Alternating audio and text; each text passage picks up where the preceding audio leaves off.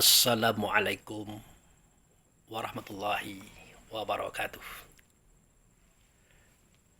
Saudaraku kaum muslimin dan muslimat, saudara sebangsa setanah air, dimanapun Anda dan berada. Apapun agama Anda, apapun keyakinan Anda, apapun aliran Anda, kita telah bersaudara satu, yaitu bangsa Indonesia. Saudaraku kaum muslimin dan muslimat, jika kita menonton YouTube, kita lihat apa yang terjadi di kalangan bangsa Indonesia, terutama di kalangan kita, umat Islam. Kita melihat kelompok yang satu menghujat kelompok yang lain. Kelompok yang satu mencela yang lain. Kelompok yang satu merendahkan yang lain. Saling serang, saling hantam, saling ingin menjatuhkan, saling menjelekkan. Kita tidak mengerti ada apa dengan mereka seperti ini. Padahal semua kita berkeyakinan Tuhan kita adalah Allah. Semua kita berkeyakinan Rasul Allah yang kita anut adalah Nabi Muhammad Rasulullah Sallallahu Alaihi Wasallam. Dan kita pun berkeyakinan pedoman kita adalah kitab Quran. Tapi kenyataannya apa yang terjadi di dalam YouTube itu satu pun tidak mencerminkan kalau kita bertuhan kepada Allah, berasul kepada Muhammad, berkitab kepada kitab Quran. Karena suara Allah tidak nyata melainkan nyata pada Muhammad, suara Muhammad tidak nyata melainkan nyata pada sahabat, suara sahabat tidak nyata melainkan nyata pada kitab Quran. Dalam bentuk huruf, kata, kalimat, bahasa. Dalam bentuk seruan kepada kebaikan, mencegah kepada keburukan. Perhatikanlah itu. Nah, tetapi apa yang terjadi saat ini? Kita disedihkan, saudaraku, dengan kondisi itu. Nampak betul antara diri kita dengan kita dengan diri kita, belum rukun, belum damai. Kita belum mampu menguasai hasrat buruk dalam dada kita, belum mampu. Masih ada kebencian melihat orang lain, iri kepada orang lain, dengki kepada orang lain. Sehingga semua itu tercetus dalam bentuk mengkritik, menyalahkan, mencela, menghujat, menghukum. Perhatikanlah, itu yang terjadi saat ini. Jadi benar kata beberapa orang yang cerdas, kata beberapa orang yang menggunakan akalnya untuk berpikir, bahwa sekelompok orang penguasa dunia global, katakanlah kelompok iluminatif, mereka mendapatkan biaya murah untuk menghancurkan suatu kaum yang besar, suatu kaum yang katanya bagus, suatu kaum yang bernama dengan kaum selamat atau Islam. Sangat mudah dipancing dengan beberapa kejadian yang menjengkelkan, yang menyesakkan dada, maka kita terpancing. Jadi adanya orang-orang tertentu yang mencela orang lain, mengejek orang lain, menjatuhkan orang lain, menjelek-jelekkan orang lain, tidak menutup kemungkinan orang itu memang dimunculkan. ditampilkan, diadakan, diorbitkan untuk memancing orang-orang lain ikut gaduh dalam persoalan yang sangat tidak penting. Saya tidak akan menyebutkan nama, saya tidak akan menyebutkan kelompok. Coba perhatikan. Di Indonesia ini ada nama orang itu panjang. Nah, seperti saya kan, nama asli saya adalah Arnedi Saharja. Nanti ada lagi itu di bahasa Jawa, nama-nama saudara kita orang Jawa, itu ada yang panjang. Nah, ini jadi persoalan, saudaraku. Diungkap, diumbar dalam YouTube. Apaan itu? Nama panjang-panjang. Para nabi dan para sahabat tidak ada namanya panjang-panjang. Akhirnya dibalas oleh kelompok yang lain. Gaduh. Ada lagi, dia pakai sorban. Ada belahan di sininya. Diungkapkan lagi di YouTube. Dikatakan itu bukan sorban gaya Islami, tapi gaya agama orang lain. Dibahas. Dibalas pula lagi oleh yang bersangkutan. Gaduh. Ada lagi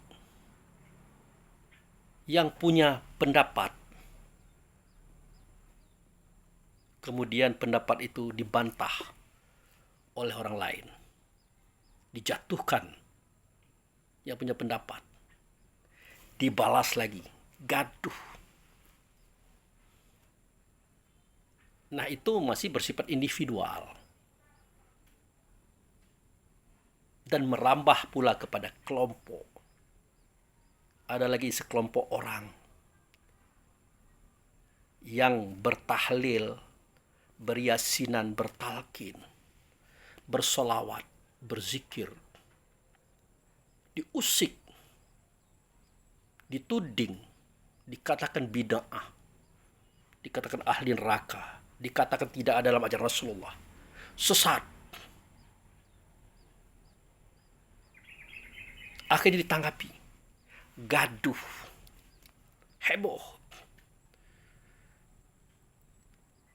Nah, merembet kepada pahlawan negara. Ada lagi seorang pahlawan negara, ya, yang diangkat oleh para habaib, yang diagungkan oleh para habaib, diselisihkan lagi oleh yang lain. Tanya jawab, bertengkar, gaduh. Jadi sadar enggak kita ini? Tuhan kita satu, yaitu Allah. Rasul kita satu, yaitu Muhammad. Kitab satu adalah Quran. Tapi apa yang terjadi di dalamnya tidak mencerminkan kepada apa yang kita anut. Tidak mencerminkan apa yang kita pahami. Kita mencerminkan apa yang kita pelajari.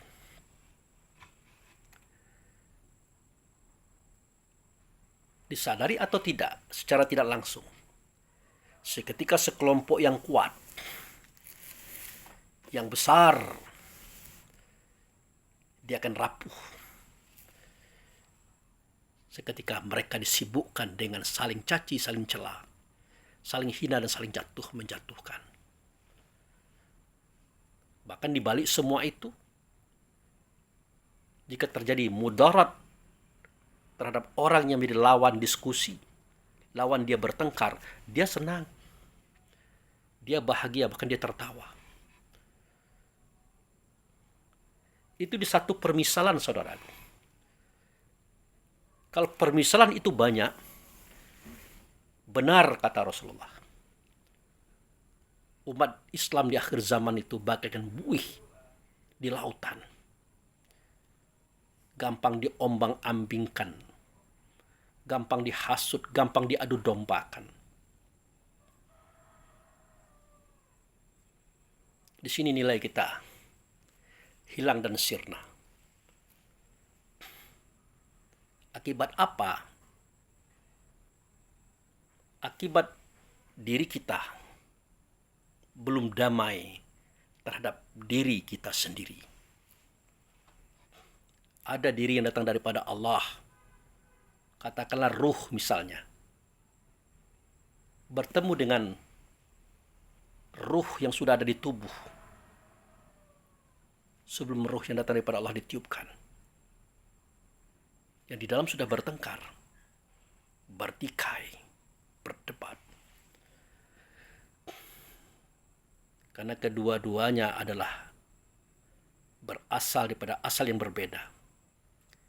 Yang satu berasal daripada Allah dan Rasulnya, yang satu berasal daripada ibu bapa, terbentuk tubuh dan jasad.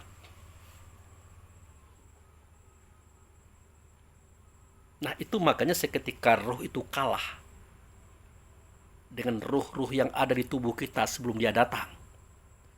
Ruh rehan, sifatnya pantang kelintasan. Ruh rahmani, sifatnya pantang kerendahan. Ruh jasmani, sifatnya pantang kekurangan. Ruh idafi, sifatnya pantang kalah. Jika ruh yang datang daripada Allah itu kalah, makanya ruh yang datang daripada Allah itu bersifat sebagaimana sifat ruh yang empat tadi.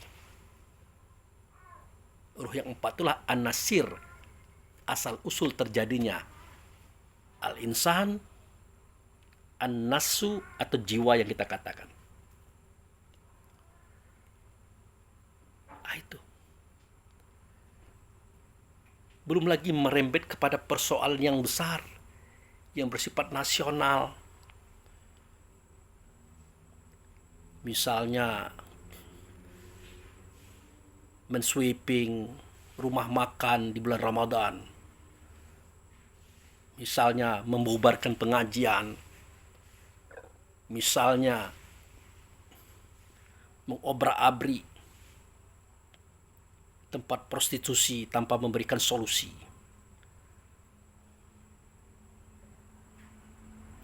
Belum lagi yang berkaitan dengan kaum intelektual yang disebut dengan MUI. Sebagai pelindung, sebagai pengayom, sebagai pendidik, pembina masyarakat Islam. Semestinya setiap orang-orang yang salah, yang keliru atau katakanlah yang sesat, didatangi, dipanggil, diajak berdiskusi, digiring kepada sesuatu yang disebut dengan penistaan agama, penistaan ulama. Akhirnya kena sel dia, kena penjara dia. Semua kejadian yang saya ceritakan itu akan menumbuhkan kebencian antara satu orang dengan orang lain, satu kelompok dengan kelompok lain. Maka Muslim itu, orang Islam itu, dari sini jelas kerapuhannya, kelemahannya.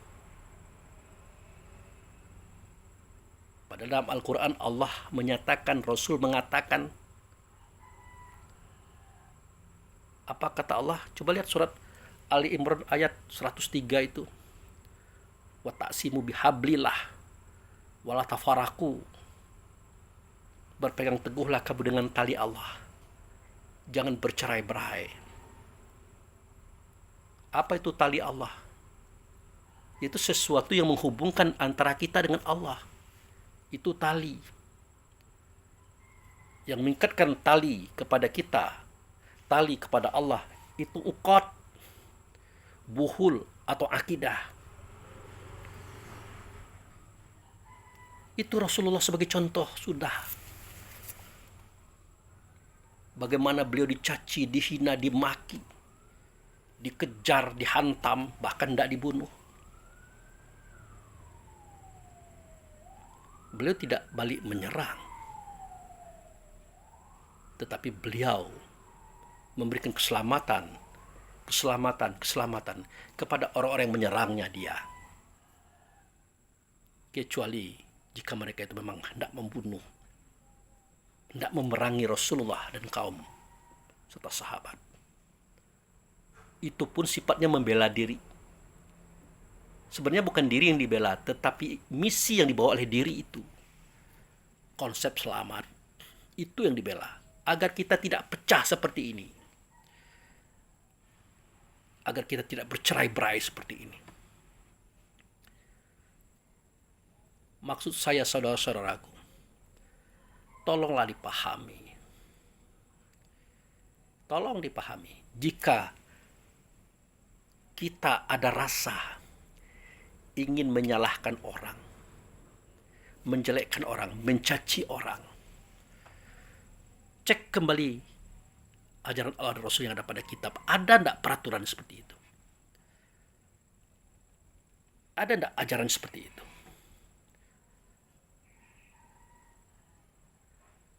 Kemudian galilah kitab Quran itu. Kita ini kan ahli semua. Ada yang tamatan Mesir, tamatan Maroko, tamatan Mekah, tamatan Madinah. Pelajari kitab Quran itu untuk kepentingan diri kita sendiri, keluarga kita, kaum kerabat kita, menyelamatkan pemikiran dan perasaan, langkah-langkah hidup kita ke depan tanpa huru-hara. Islam itu artinya damai, saudara. Damai diri kita dengan diri kita. Damai diri kita dengan keluarga. Damai diri kita dengan tetangga. Damai diri kita dengan warga. Damai diri kita dengan bangsa. Itu Islam.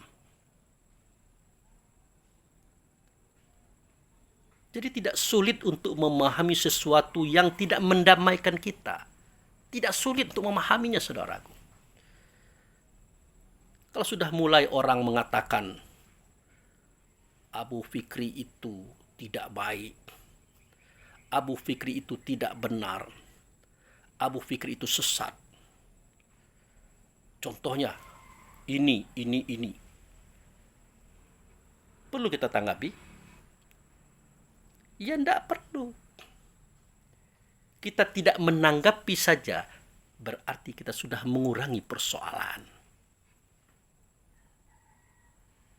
Sudah meniadakan persoalan. Kita kan tahu diri kita sebenarnya diri. Kita tahu kan niat kita apa. Seketika kita ngomong kan kita tahu niat kita untuk apa. Dan kita tahu kebenaran yang kita sampaikan itu berdasarkan apa. Ya silakan saja mereka mengatakan kita jelek, buruk, sesat, salah. Silakan saja. Dan tidak selesai di AV, di YouTube, di sosial media. Tidak selesai.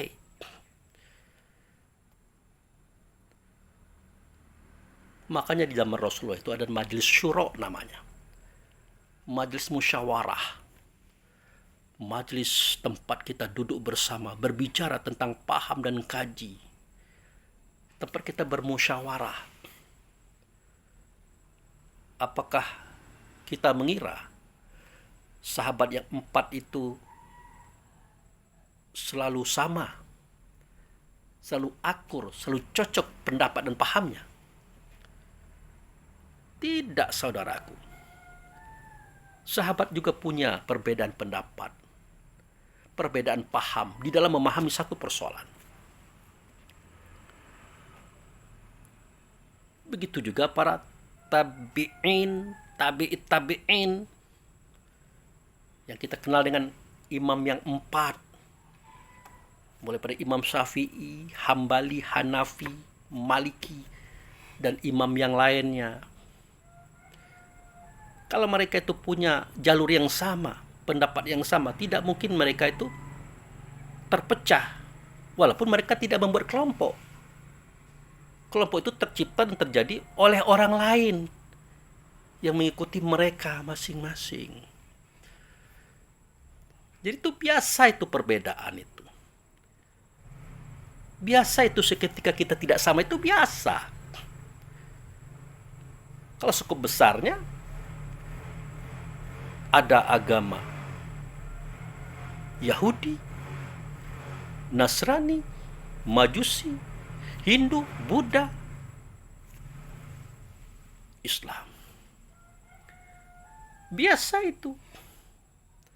Yang tidak biasa adalah seketika kita menjelek-jelekkan orang, mencaci maki paham orang, mengejek paham orang, menghukum orang dengan hukum kafir, ahli neraka, macam-macam itu. Itu saja sudah usil namanya itu. Sudah kita senggol orang, sudah kita singgung orang.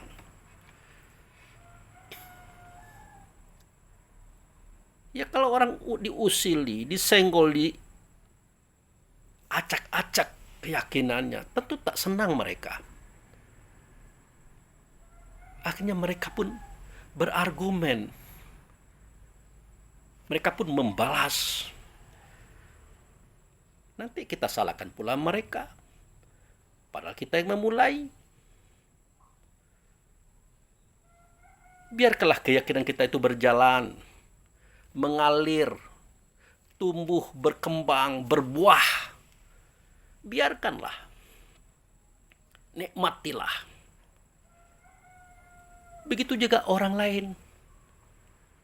Biarkanlah keyakinan mereka itu mengalir, tumbuh, berkembang, berbuah. Mereka pun menikmati. Mereka nyaman dengan apa yang mereka yakini.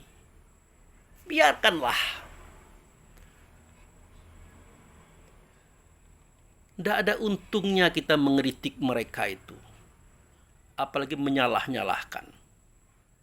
Apalagi menjatuhkan harga diri mereka.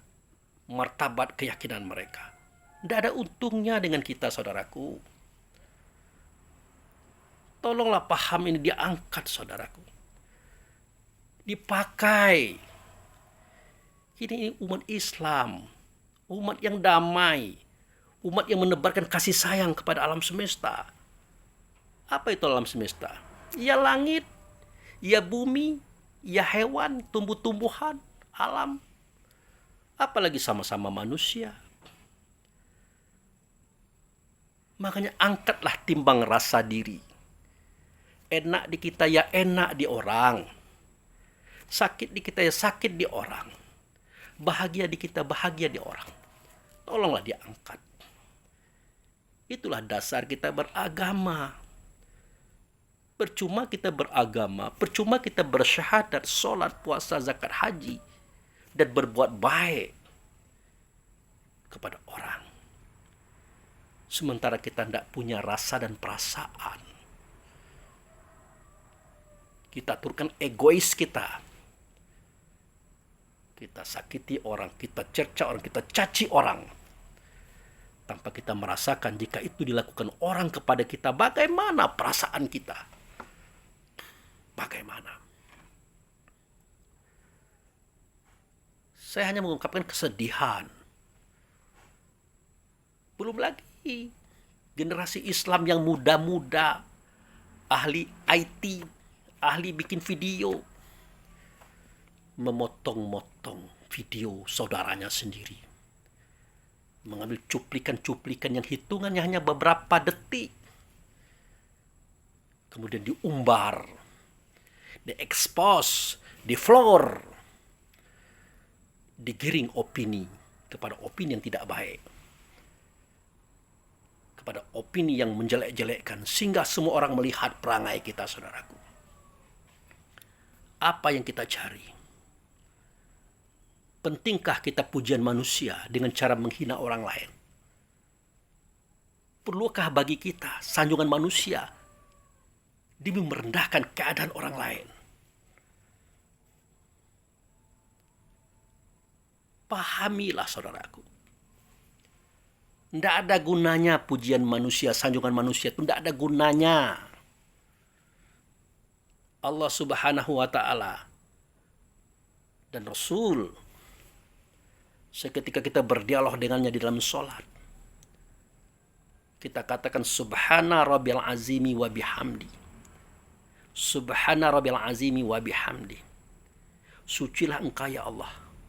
Besarlah engkau ya Allah. Terpujilah engkau ya Allah. Apa yang terjadi? Allah kan balik bertanya. Terasa pertanyaan itu di hati kita. Hei Abu Fikri, siapakah yang kau sucikan? Siapakah yang kau besarkan? Siapakah yang kau pujikan? Maka menjawablah Abu Fikri, yang aku sucikan itu engkau ya Allah. Yang aku besarkan itu engkau ya Allah. Yang aku puji itu engkau ya Allah. Allah tertawa, Rasul tersenyum, sambil ia berkata di dalam rasa batin kita, bagaimana mungkin engkau nak membersihkan aku Abu Fikri? Engkau itu kotor, engkau itu hina, engkau itu tidak punya daya dan upaya, dan tidak punya kehendak tanpa izinku. Yang ada adalah seketika engkau ruku, akulah yang mensucikan engkau, membersihkan jiwa engkau, membersihkan rasa diri engkau, termasuk pemikiran engkau.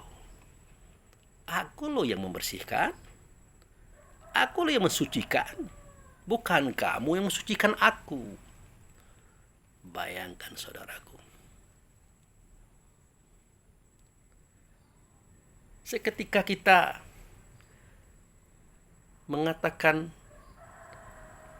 bahwa Allah itu kita yang membesarkan, Allah tertawa, Rasul tersenyum sambil berkata, bagaimana mungkin engkau bisa membesarkanku, sedangkan engkau itu kecil kerdil. Lihatlah samudra luas, engkau itulah satu tetes di antara samudra. Lihatlah pasir di gurun Sahara, engkau itu satu butir daripada kalangan pasir. Bagaimana engkau mau membesarkan aku? Sedangkan keberadaanmu adalah aku yang mengadakan. Kemudian ketika kita mengatakan kita memuji Allah, Allah tertawa, Rasul tersenyum sambil berkata, apa yang kau pujikan kepadaku? Apanya yang kau puji?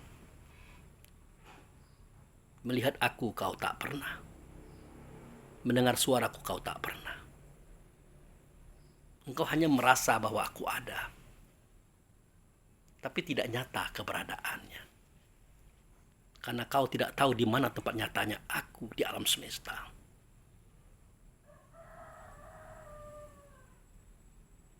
Nah, akulah yang memuji dirimu. Tak satu pun penduduk langit dan bumi yang tidak tahu siapa dirimu. Karena aku yang memuji dirimu, maka semua isi alam juga ikut memuji kamu. Seketika Allah memuji diri kita, disitulah saatnya kita tidak mau benci, iri, dengki, menghina, menjatuhkan orang, saudaraku. Seketika Allah memuji kita. Karena pujian Allah dan Rasul terhadap kita berefek pada kerohanian, kepada kejiwaan, memancar ianya dalam bentuk sukma rasa diri, dalam bentuk suara kata dan perbuatan kita.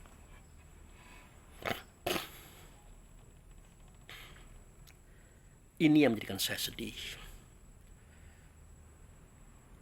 Dia ajak semua kita memahami kajian tasawuf dengan cara makrifat kepada Allah dan Rasul, terutama diri kita sendiri. Kita tidak mau. Bahkan kita berstatement tasawuf itu sesat, salah, keliru.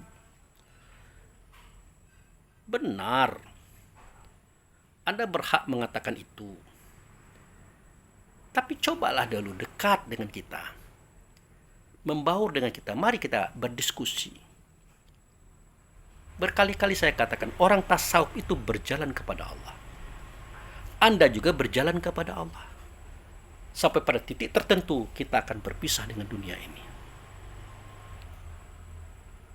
Nah, cara kita berjalan berbeda. Kalau orang tasawuf, dia berjalan dengan akal fikirnya, dengan rasa serta ingatannya dan kesadarannya menuju Tuhan. Di dalam perjalanan itu dia bertemu dengan berbagai macam pencapaian, pengalaman spiritual, real adanya. Karena saking hebatnya pengalaman itu, dia lihat di Quran ada enggak? Dia lihat di hadis ada enggak? Ternyata ada. Barulah dia jadikan kitab Quran itu, hadis itu sebagai dasar apa yang dia pahami, apa yang dia rasakan sebagai pengalaman rohani ataupun pengalaman spiritual. Kenapa mereka orang tasawuf seperti itu, Pak Abu Fikri? Ya karena dia tidak bersekolah. Dia tidak belajar seperti kita. Kalau dia bersekolah di TK umum, SD umum, SMP umum, SMA umum, kuliah pun di perkuliahan umum, bukan kuliah agama. Bahkan dia belajar mengaji, belajar membaca kitab Quran setelah malang melintang. Hitam putih sudah dia lakukan, buruk baik sudah dia rasakan. Kemudian dia kembali kepada Tuhannya, belajar kitab Quran di usia tua, di usia baya, bahkan di usia muda tapi tidak muda lagi. Dan kebanyakan mereka adalah orang seperti itu.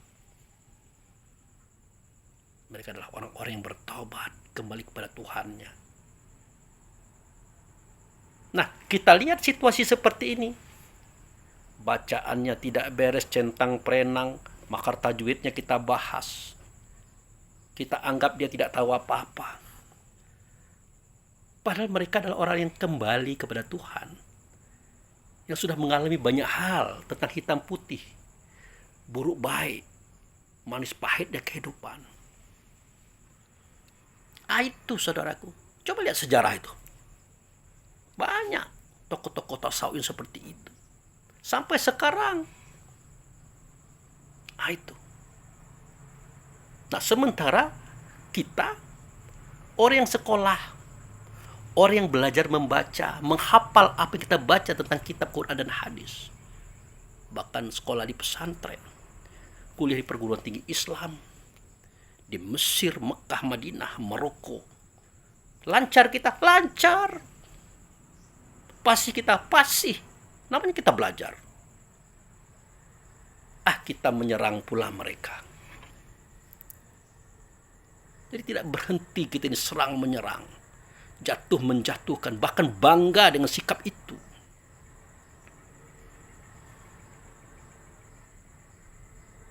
Jadi tolong dipahami saudaraku. Kenallah siapa Allah, siapa Tuhan, siapa Rasul, siapa Nabi, siapa diri sebenarnya diri, dari mana tidak kemana kita. Apa misi hidup kita ini? Apa tujuannya Allah dan Rasul menghidupkan, menghadirkan kita di dunia ini? Apa tujuannya? Wa ma khalaqtul jinna wal ins illa liya'buduni. Aku tidak menciptakan jin dan manusia kecuali untuk mengabdikan diri kepada aku, kata Allah. Yang kata itu disampaikan oleh Rasul. Apa itu mengabdi? Apa itu ta'abud? Apa itu menyembah? Berkali-kali saya katakan, menyembah itu, ta'abud itu, menyuarakan suara Allah, mengatakan kata Allah, memperbuat perbuatan Allah di alam semesta. Tidak nyata Allah, melainkan Allah nyata, ianya pada kita. Kita itulah wujud daripada Allah. Kita itu wujud saudaraku. Wujud daripada Allah. Allah zat wajibul wujud. Allah adalah zat. Allah adalah energi. Allah adalah rasa. Wajib ianya nyata. Pada siapa? Pada ciptaannya. pada karya-karyanya, langit bumi beserta isinya, terutama pada kita. Menyatakan keberadaan dirinya di kita, itulah yang disebut dengan ta'bud atau menyembah, saudaraku. Nah, sebelum kita mampu menyuarakan suara Allah, mengatakan kata Allah, memperbuat perbuatan Allah di alam semesta, maka wajib kita melaksanakan yang 6 hal. Yaitu melaksanakan semua perintahnya, menjauhi semua larangannya, mencontoh perbuatan yang dia contohkan, pergi kalau disuruhnya, datang kalau dipanggilnya, diam kalau tidak ada ilmu daripada dia. Barulah kita masuk kepada 3 hal tadi. Menyuarakan, mengatakan, memperbuat perbuatannya di alam semesta. Itu tujuan kita. Mana ada Allah itu benci, Allah itu mencaci, menghina, tidak ada. Mana ada Allah itu mengkritik, mempersoalkan kekurangan kita, tidak ada. Allah biarkan kita bergerak, berjalan dengan bebas mencari kebenaran yang kita pahami. Karena pada diri kita itu sudah terdapat alat yang disebut dengan akal. Akal itu yang berpikir. Akal itu yang berhayal dengan timbangannya. Akal itu yang menyimpulkan dengan pahamnya. Akal itu yang mengeksekusi dengan ilmunya. Kan begitu. Bahkan berkali-kali saya katakan, Nabi Ibrahim itu pernah mengatakan bahwa matahari itulah Tuhan. Mengapa beliau mengatakan matahari itu Tuhan? Karena efek keberadaan matahari luar biasa pengaruhnya kepada alam semesta. Mulai pada beredarnya planet-planet mengelilingi dia. Mulai mengatur musim semi, musim dingin, musim panas.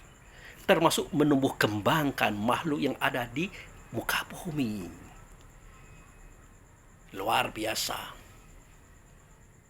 Bahkan matahari dengan sinarnya serta cahayanya sekarang bisa jadi penerang di kala gelap, itulah yang disebut dengan lampu energi matahari. Ya bagaimana tidak Nabi Ibrahim mengatakan, oh ini Tuhan ini. Tuhan. Akhirnya dia ganti Tuhan tadi dengan bulan. Dia melihat pula bulan itu sesuatu yang menyeimbangkan bumi tempat dia berdiri. Tempat dia berjalan dan hidup. Bulan itu satelit mengimbangi gerakan bumi tempat Ibrahim berdiri dan hidup.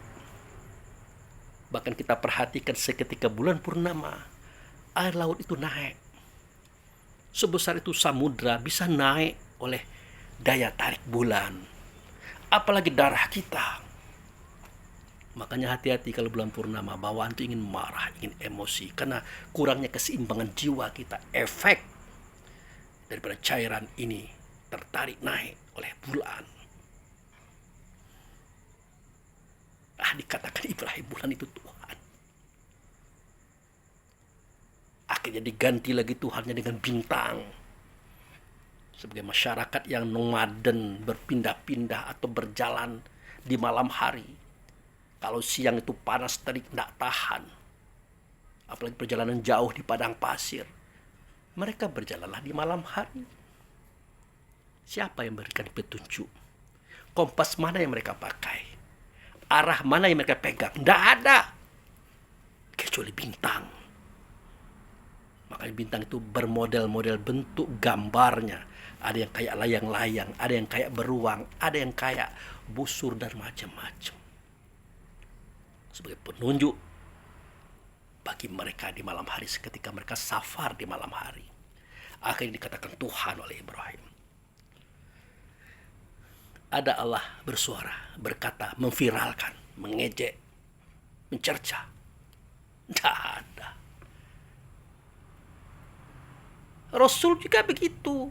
Nabi Muhammad ikutan kita, contoh kita ini. Belum parah orang akhir zaman. Lebih parah orang zaman dulu. seketika beliau diturunkan jadi Nabi dan Rasul.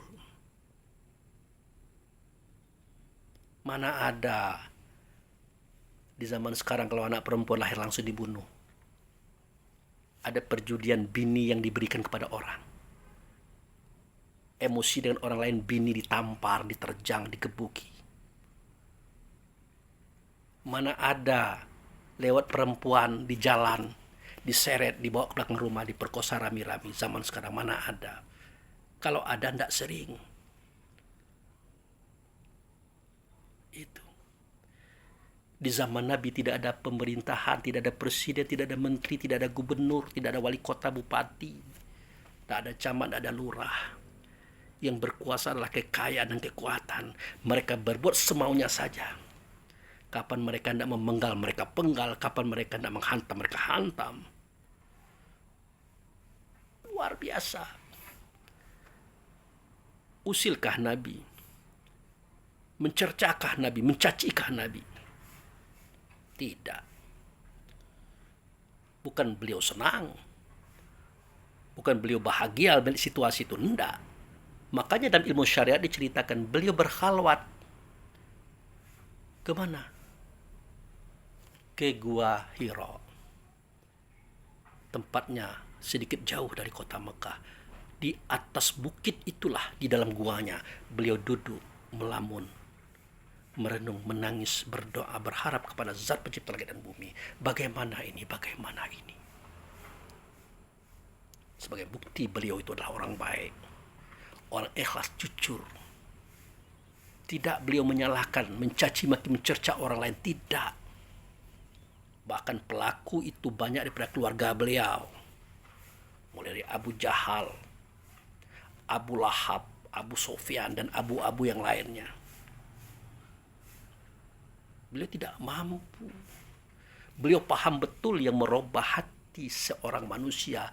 Bukan orang lain, apalagi dirinya sendiri. Bukan. Tetapi Allah lah yang menggerakkan, merubah hati manusia.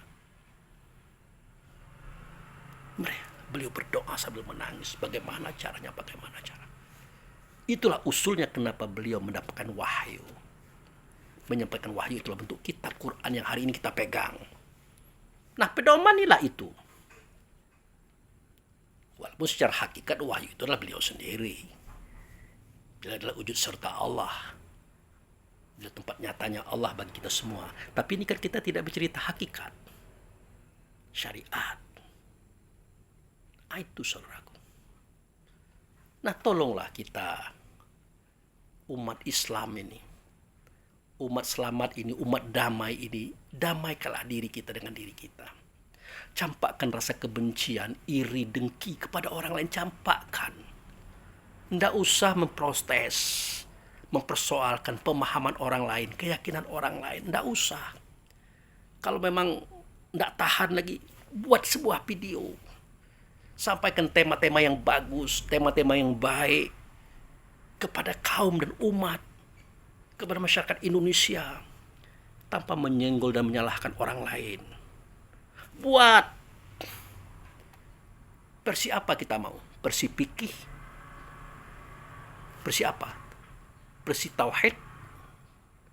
Versi akidah? Silakan. Hak kita.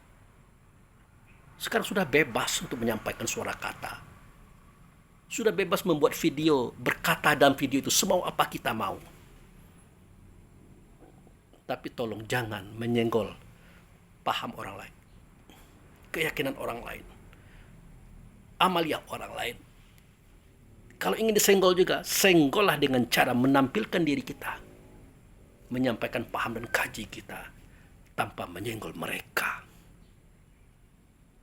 Kan begitu. Apa kata Allah Rasul? Udu'u ila sabili rabbika bil hikmah wal mau'izah. Ajaklah mereka kepada jalan Tuhanmu, yaitu Allah dan Rasul. Ya, kalau kita mengajak orang kepada jalan Allah dan Rasul, artinya kita paham Allah, kita paham Rasul. Kita gunakan sifat Rasul, sidik, amanat, tabligh, fatonah di dalam kehidupan sehari-hari, termasuk dalam menyampaikan video. tentu dengan hikmah, yaitu cerita-cerita kisah-kisah, tanpa menyebutkan mereka, tanpa mengatakan paham mereka, dan mau'izah, keberanian dan keperkasaan diri. Jangan takut. Yaitu saudaraku.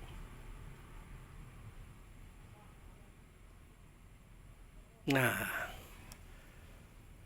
inilah persoalan yang perlu kita renungkan, kita kaji ulang tentang sikap-sikap kita yang sudah-sudah. Tolonglah, saya masih bersyukur kepada Allah dan Rasul, karena ada tokoh-tokoh Islam, baik dari kelompok NU, Muhammadiyah, yang mereka no comment, tidak membalas, tidak menjawab apapun yang disampaikan orang tentang mereka. Dikatakan mereka itu ahli bid'ah, sesat, ahli neraka, mereka diam saja. Tidak mereka membalas. Untung ada kelompok-kelompok ini yang ngapain membalas orang-orang sekelas itu, yang pengetahuan dan ilmunya, pemahamannya belum sampai kepada hakikat. Mendingan kita senyum saja, lihat-lihat saja, dengar-dengar saja, sambil mengangguk-angguk.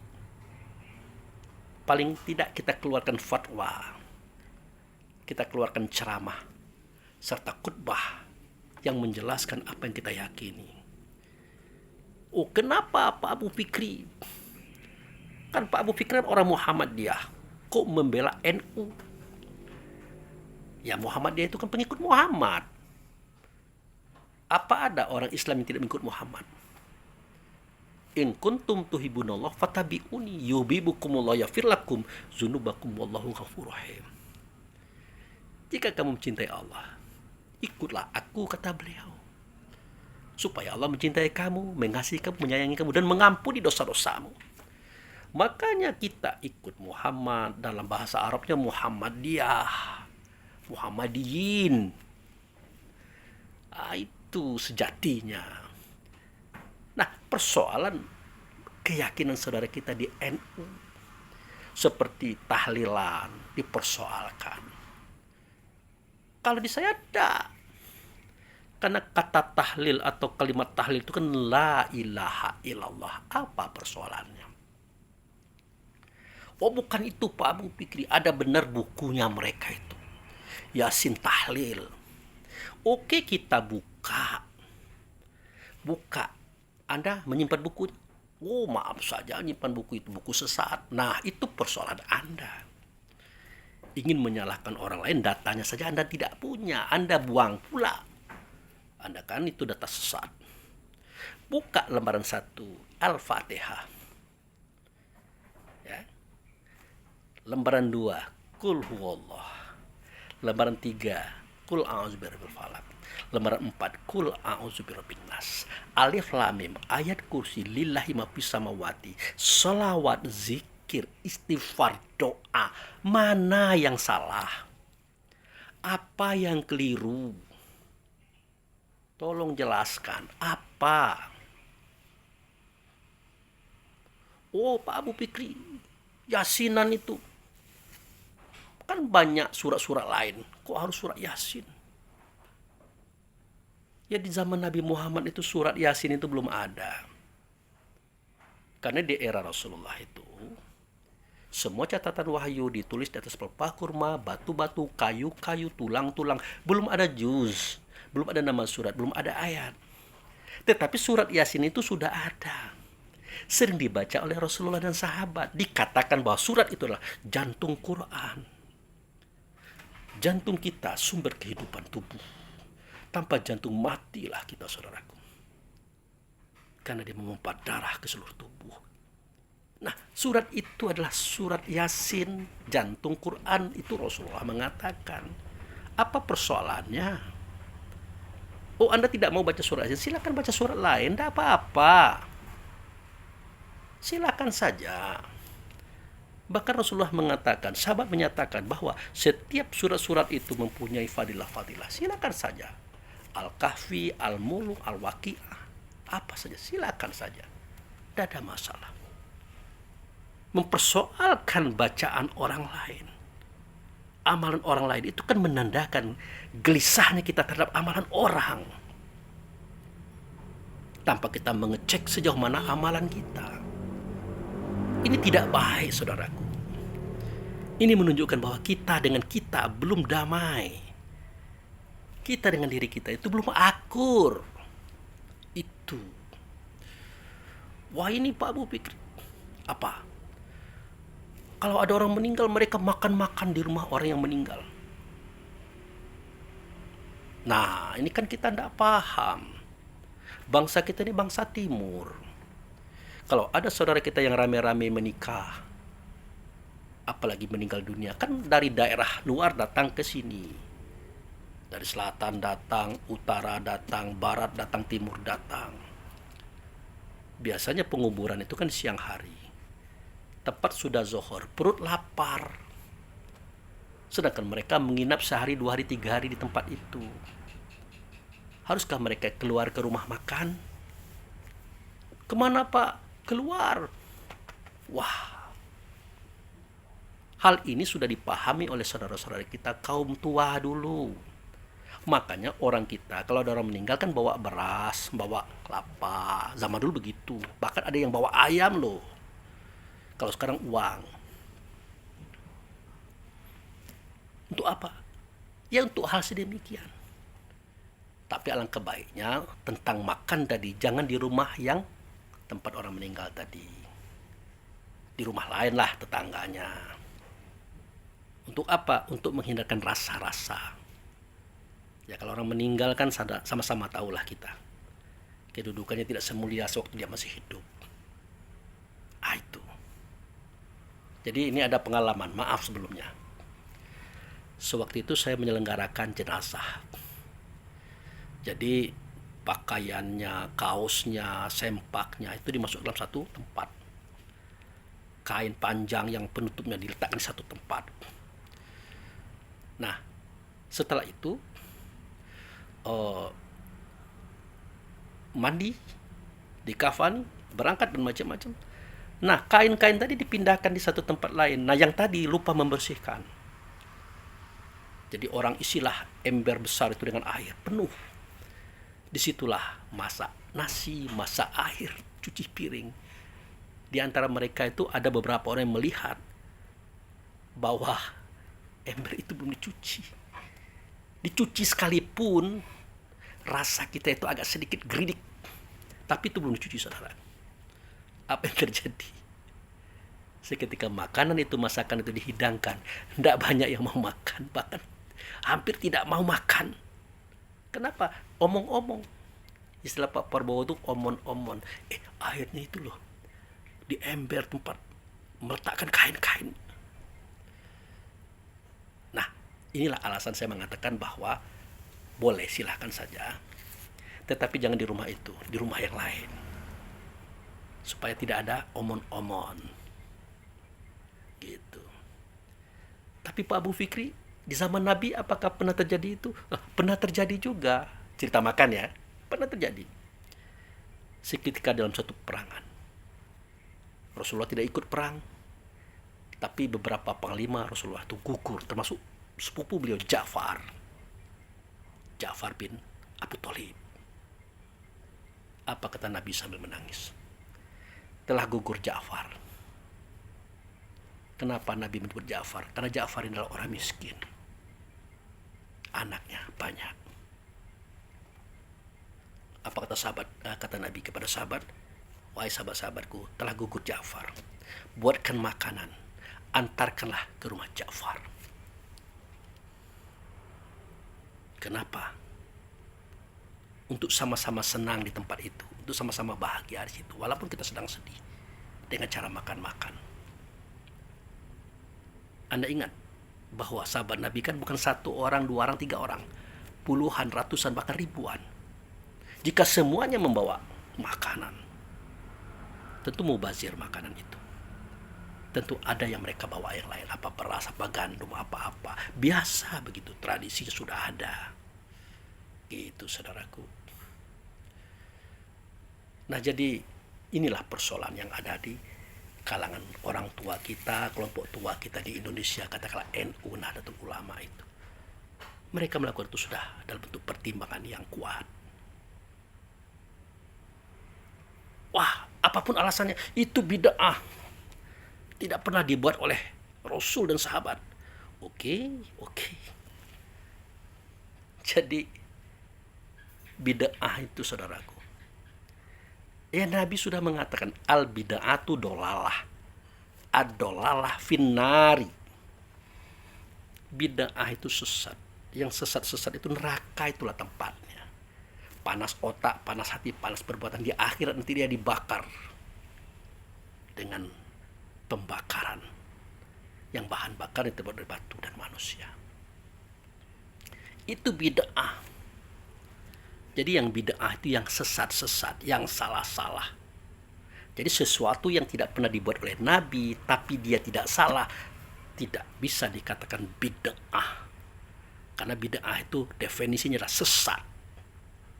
Kalau sudah sesat kan tentu tidak pernah dibuat oleh Nabi. Tapi ada dia tidak sesat, tidak dibuat oleh Nabi, itu dilakukan oleh sahabat. Ada, saudaraku. Apa itu? Nah, pengumpulan catatan wahyu. Semua catatan wahyu ada di tulang-tulang, batu-batu, kayu-kayu, kulit-kulit hewan. Belum ada juz, belum ada nama surat, belum ada ayat. Nah, terjadi peperangan di Perang Yamamah antara umat Islam dipimpin oleh Abu Bakar As-Siddiq melawan orang Islam yang sudah murtad. Bahkan menjadi nabi pula mereka itu. Siapa mereka? Musailamah Al-Kadzab, Sajjah Tamimiyah, macam-macam. Nabi baru. Tidak mau lagi bayar zakat, tidak mau lagi tunduk kepada pemerintahan Abu Bakar, tidak mau berbaiat, bikin gaduh. Akhirnya diperangi. Terjadilah perang yang bernama Perang Yamamah. 70 orang penghafal wahyu gugur. Selain itu kan masih banyak yang gugur. Menimbulkan gamangnya Ali bin Abi Thalib. Cemasnya Ali bin Abi Thalib, seandainya mereka ini habis, siapakah orang yang bisa dipakai untuk melanjutkan wahyu Nabi kepada kaum? Akhirnya Ali mendatangi Umar bin Khattab, berkata kepada Umar, berdasarkan kejadian Perang Yamamah, timbul kecemasanku. Terus, nah kata Ali, mari kita kumpulkan catatan wahyu yang di tulang-tulang, pelepah kurma, batu-batu, kayu-kayu, di kulit-kulit hewan. Kita buat juznya, nama suratnya, ayat-ayat. Kita himpun sehingga jadi sebuah pedoman bagi diri kita, bagi semua kita. Melotot Umar. Ngamuk Umar. Adakah engkau hendak memerintahkan aku, mengajak aku melakukan sesuatu yang tidak pernah dibuat oleh Rasulullah? Artinya zaman dulu sudah ada itu kata-kata bid'ah itu, saudaraku. Ada. Ya kata Ali, ya gimana Umar? Kalau kita kan enak, baru kemarin berpisah dengan Rasulullah. Kita tahu, kita paham dasar-dasar hukum. Tapi nanti saudara kita, keturunan kita, anak cucu kita, generasi kita, bagaimana mereka? Apa yang akan mereka jadikan dasar hukum, dasar gerak, dasar berpikir? Apa? Jika tidak kita mulai hari ini, apalagi dunia setelah kita akan berkembang, banyak persoalan Umar, banyak persoalan. Mikir Umar, oh iya juga, benar. Nah, akhirnya Ali dan Umar sepakat. Ali dan Umar menghadap Abu Bakar, jawabnya sama. Apa kata Abu Bakar? Apakah kalian berdua hendak mengajak aku melakukan sesuatu yang tidak pernah dibuat oleh Rasulullah? Akhirnya jelaskan. Oh iya. Dipanggillah sekretaris Nabi, Zaid bin Sabit. Diajak seperti itu. Ngamuk pula. Jawabannya sama. Setelah dijelaskan, oh iya. Akhirnya terbentuklah tim pengumpulan, penyusunan catatan wahyu yang ada di tulang-tulang, pelepah kurma, batu-batu, kayu, kulit hewan. Dibuatlah juznya, nama suratnya, ayat-ayatnya. Akhirnya di masa Utsman bin Affan dibuatlah kitab Quran seperti yang hari ini kita pegang. Bid'ahkah itu? Kata orang itu bid'ah Pak Abu, tapi bid'ah yang baik. Tidak bisa. Nabi tidak pernah mengatakan bid'ah itu ada yang baik. Tidak ada. Al bid'ah itu dolalah. Bid'ah itu yang sesat-sesat. Tapi kalau ada perbuatan yang tidak dibuat oleh Nabi, dia tidak sesat, itu tidak bisa dikatakan bid'ah. Itulah kecerdasan, kemampuan pencapaian daripada akal fikir yang jernih, mampu memandang masa depan. Gitu saudaraku. Oke? Nah, ya sudahlah. Berhentilah kita membenci, iri dengki dengan orang lain. Apalagi dengan saudara sendiri, apalagi dengan kelompok sendiri. Janganlah kita ini berpecah belah. Bersatulah kita dengan diri kita, kita dan keluarga kita, saudara kita, sahabat kita, bangsa kita, apapun agama mereka, apapun keyakinan mereka, apapun aliran mereka. Saya mengatakan kata ini saudara, bukan tidak beresiko. Ada yang mengatakan saya itu zending, misionaris. Tidak ada. Saya mencintai perdamaian, kedamaian, kerukunan antar sesama kita. Hamba Allah, orang Islam, dan orang yang beragama dengan agama yang datang daripada Allah dan Rasul. Lebih komplit lagi, bangsa Indonesia. Rukun-rukunlah. Mari kita duduk bersama, bercerita baik-baik, bercengkrama dengan senang hati. Biar persoalan kita dapat diselesaikan dengan baik dan benar. Dengan cara musyawarah, bukan dengan cara hantam-menghantam, caci memaki saudaraku. Oke, saya minta maaf kalau saya salah. Karena inilah paham saya, inilah keyakinan saya. Kita orang Islam, kita orang yang selamat, kita orang yang damai. Selamat hati kita, selamat otak kita, selamat rasa kita, selamat pikiran kita, selamat suara kita, kata kita, perbuatan kita, tidak menyenggol siapapun. Jadikanlah rasa sebagai dasar agama. Enak di kita, enak di orang. Sakit di kita, sakit di orang. Jangan disakiti orang. Berbuatlah yang baik, kata Allah. Berbuatlah yang benar, kata Rasul. Berkasih sayanglah kamu karena aku sayang kepada kamu. Aku cinta kepada kamu. Kata siapa? Kata Allah dan Rasul. Makanya namanya Bismillahirrahmanirrahim. Dengan nama Allah. Siapa yang dengan nama Allah? Kalau Allah itu nama. Yang dengan nama Allah siapa? Itulah Muhammad. Ciri-cirinya kasih dan sayang. Damai, rahmatul alamin. Oke? Ya. Demikian saudaraku. Lebih dan kurang saya mohon maaf. Dan ini kalau ada salah, itu kesalahan saya. Kalau benar itu daripada Allah. Demikian terima kasih. Wabillahi taufiq wal hidayah. Assalamualaikum warahmatullahi wabarakatuh.